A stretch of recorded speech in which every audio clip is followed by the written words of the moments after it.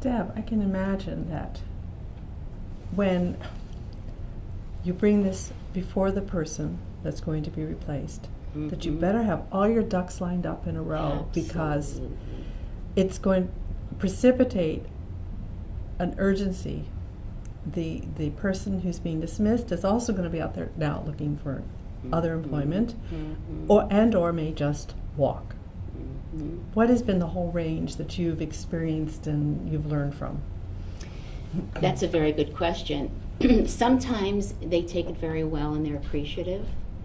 Other times they leave.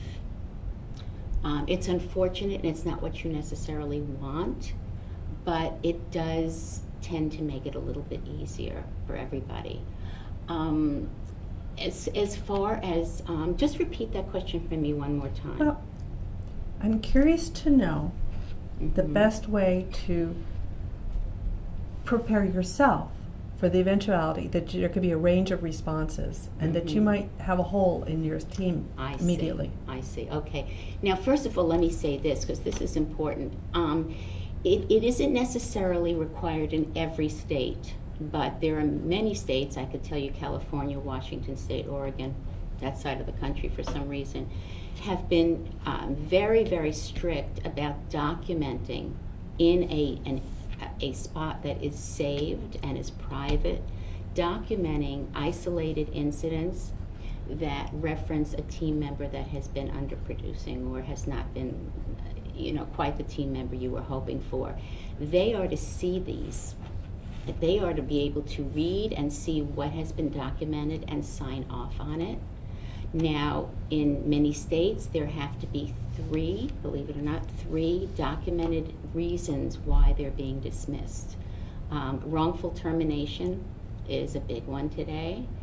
And so I always say document, but if you document, you also have to remember they need to see it, they need to initial it, because if they haven't initialed it, that they're aware of it, they didn't hear it, they didn't know. Right.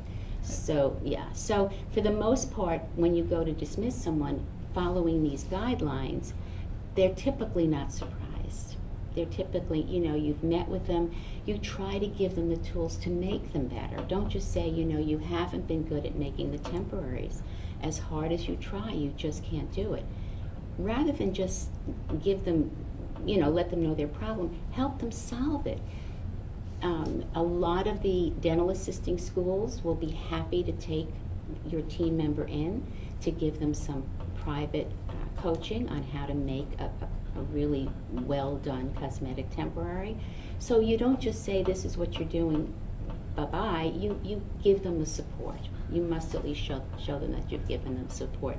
So typically when this does happen, if you've done it right from the front end, it makes it easier, like anything else.